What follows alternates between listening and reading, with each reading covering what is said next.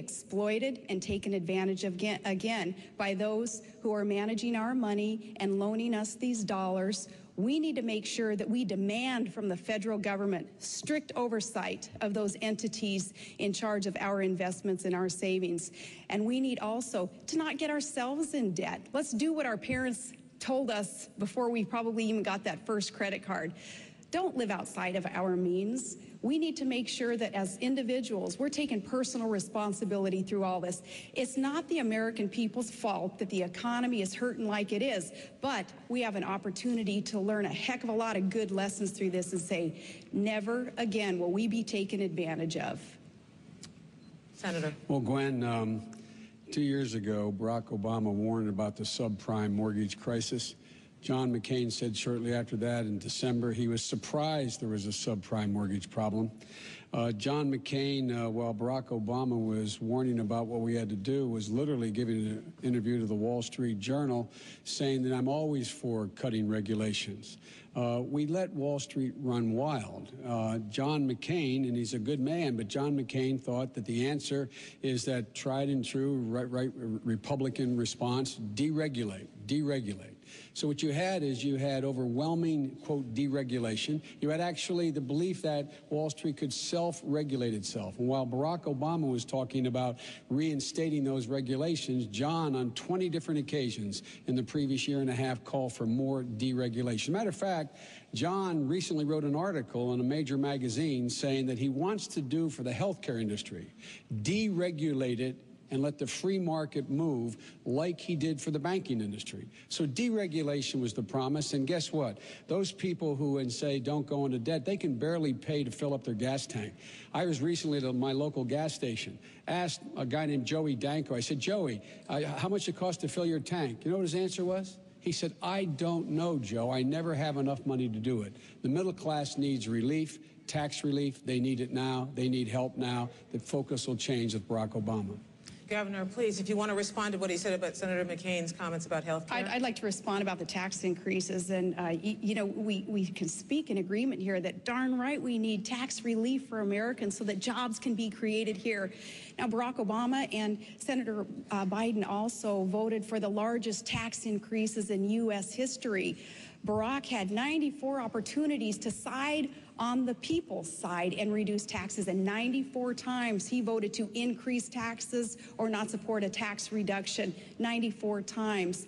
Now, that's not what we need to create jobs and really bolster and heat up our economy. We do need the private sector to be able to keep more of what we earn and produce. Government's going to have to learn to be more efficient and live with less if that's what it takes to rein in the government growth that we've seen today. But we do need tax relief, and Barack Obama even supported increasing taxes as late as last year for those families making only $42,000 a year. That's a lot of middle-income, average American family. To increase taxes on them, I think that is the way to kill jobs and to continue to harm our economy. Senator. Charge is absolutely not true. Barack Obama did not vote to raise taxes. The vote she's referring to, John McCain voted the exact same way. It was a budget procedural vote. John McCain voted the same way. It did not raise taxes. Number two, using the standard that the governor uses, John McCain voted 477 times to raise taxes. It's a bogus standard. But if you notice, Gwen, the governor did not answer the question about deregulation. Did not answer the question of defending John McCain about not going along with the deregulation, letting Wall Street run wild. He did support deregulation almost across the board. That's why we got in so much trouble. Would you like to have an opportunity to answer that before we move on? I'm still on the tax thing because I want to correct you on that again. And I want to let you know what I did as a mayor and as a governor. And I may not answer the questions the way that either the moderator or you want to hear, but I'm going to talk straight to the American people and let them know my track record also. As mayor, every year I was in office, I did reduce taxes. I eliminated personal property taxes and eliminated small small business inventory taxes. And as governor, we suspended our state fuel tax. We did all those things knowing that that is how our economy would be heated up. Now, as for John McCain's adherence to rules and regulations and pushing for even harder and tougher regulations, that is another thing that he is known for, though. Look at the tobacco industry. Look at campaign finance reform. Okay, our time is up here. I'm going to move on to the next question. Senator Biden, we want to talk about taxes. Let's talk about taxes. Good. You have proposed raising taxes on people who earn over $250,000 a year. The question for you is, why is that not class warfare? And the same question for you, Governor Palin, is you have proposed a taxing employer health benefits, which some studies say would actually throw 5 million more people onto the rolls of the uninsured.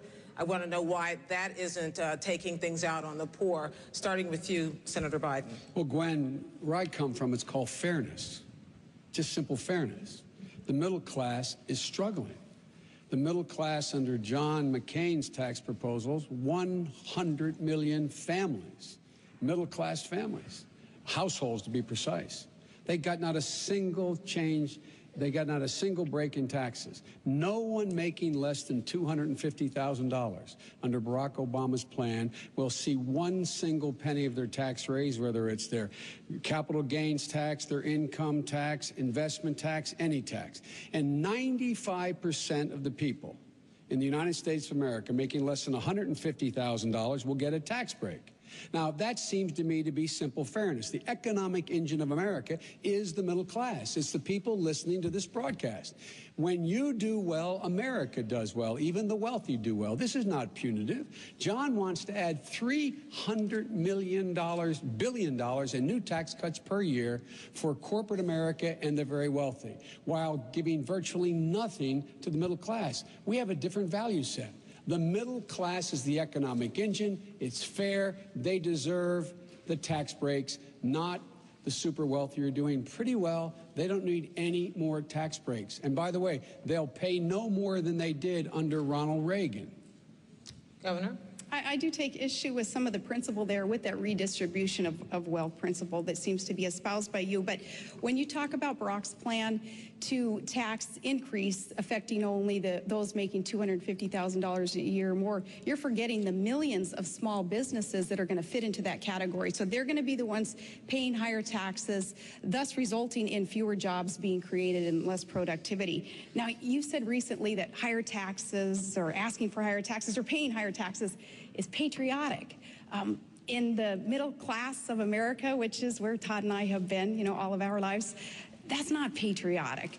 Patriotic is saying, government, you're not always the solution. In fact, too often you're the problem. So government, lessen the tax burden on the private sector and on our families and get out of the way and let the private sector and our families grow and thrive and prosper. An increased tax formula that Barack Obama is proposing, in addition to nearly $1 trillion in new spending that he's proposing, is the backwards way of trying to grow our economy. Governor, are you interested in defending Senator McCain's health care plan? I am, because he's got a good health care plan that is detailed, and I want to give you a couple of details on that. He's proposing a $5,000 tax credit for families so that they can get out there and they can purchase their own health care coverage. And that's a smart thing to do. That's budget neutral. That doesn't cost the government anything, as opposed to Barack Obama's plan to mandate health care coverage and have this universal government-run program. And unless you're pleased with the way that the federal government has been running anything lately, I don't think that it's going to be real pleasing for Americans to consider health care being taken over by the feds. But a $5,000 health care credit through our income tax, that's budget neutral, that's going to help.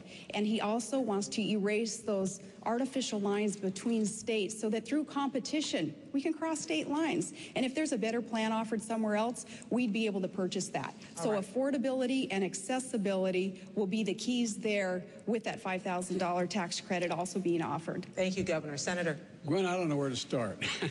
We don't call it redistribution in my neighborhood, Scranton, Claymont, Wilmington, the places I grew up, to say that not giving ExxonMobil another $4 billion tax cut this year, as John calls for, and giving it to middle-class people to be able to pay to get their kids to college. We don't call that redistribution. We call that fairness, number one. Number two, factually, 95% of the small businesses in America, their owners make less than $250,000 a year. They would not get one single solitary penny increase in taxes, those small businesses. Now, with regard to the health care plan, you know, it's with one hand you give it, the other you take it. You know how Barack